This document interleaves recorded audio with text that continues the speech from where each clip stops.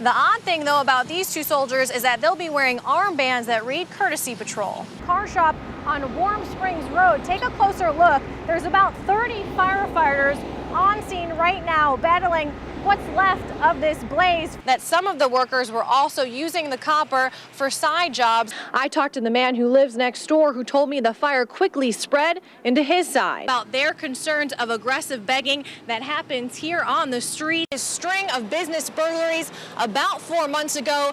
Good afternoon, I'm Sarah Panko. Airline passengers are getting more grumpy with the opening of Whitewater. Some say parking in Uptown Columbus will be a problem. That's going to do it for us here on News 3 First Edition. Have a good night, everybody. Last chance. Go up the stairs. This is video of a 2010 tasing in the Muskogee County Jail that the sheriff says prompted a reevaluation of how things are done. You better relax right now. I will tase you again. Drop the coat. In the video, the inmate repeatedly ignores the deputy's commands and is tased more than 10 times. Sheriff John Darr says the tasing was justified and the Department of Justice looked into the incident. We could have handled some things different after the tasing and that such, and we've addressed all those from a training standpoint. And I can assure people in Columbus, Georgia that the abuse of inmates does not occur down at the county jail. In that same year, Harris County resident Donna Hoover says she was allegedly beat up by at least 3 deputies here at the Russell County Jail. God is real because I met him. I met him in jail. I met him in Russell County Jail. Hoover, who was arrested for DUI, claims she was slapped and choked by deputies seen in this video. I was in pain. I was crying. I can't even, it was hurt worse than having a baby. Because of a pending lawsuit, Russell County Sheriff Heath Taylor couldn't go into details, but did tell us. We are very aware of it and deny all the allegations that Ms. Hoover made the night of her arrest by Phoenix City. Sarah Panko, WRBL, News 3 on your side.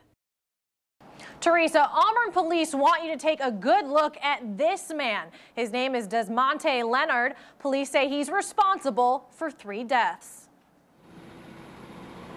An apartment complex near Auburn University is now a crime scene. An officer with Auburn police stands guard at the entrance where many of the university's athletes live. It's 6 young people that have been shot, and we're, as you can tell, the community is shaken by this and grieving today. Auburn Police Chief Tommy Dawson says 20-year-old Ed Christian, an Auburn student and former football player, was found dead at the scene. 2 others, including 20-year-old Ladarius Phillips, also a former player, died at the hospital. The only connection that the Auburn football team has to this is they are victims of a brutal shooting.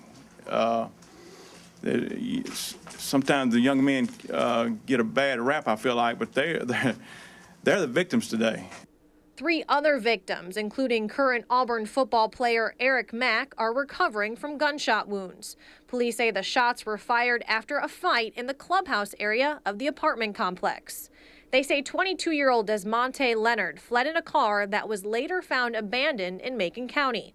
Dawson says they won't rest until he's located. We earlier today signed 3 warrants charging him for capital murder. And I would like to let the public know he is to be considered armed and extremely dangerous. Authorities are not releasing how many people were at the party or what kind of gun or guns were used in the shooting. Police believe Leonard is in the Montgomery area. They are also asking 2 other people who fled with him at the time of the shooting to come forward, but aren't releasing their names. Back to you. Here at Paws, volunteers are taking a different path to walk dogs like Selena here. Instead of taking them through the woods, they're avoiding it altogether because they say they've seen so many snakes. And pet owners, you could do something about it too. You can send your dog to snake school. There you go. Let him sniff it. Good. That's exactly what okay, keep coming. That's all he needs to do. Called SAT or snake aversion training, dogs are learning to stay away from poisonous reptiles, saving pet owners not only hundreds of dollars in vet bills, but also potentially saving their dog's life. Bean sticks his nose down every hole and underneath every log, and I thought snake-proofing him was a good idea. Barbara Smith's dog Bean is one of 6 dogs Jason Clark with Southeastern Reptile Rescue will work with Friday. He trains each dog one-on-one for about 20 minutes. Don't stop walking, don't stop. Good, she's staying away. Behind Oxbow Meadows in the woods, Clark takes the dogs through a course filled with cages of live poisonous snakes. The venomous snakes you're going to see in the Columbus and surrounding areas are going to be your timber rattlesnakes, your copperhead, and your cottonmouth.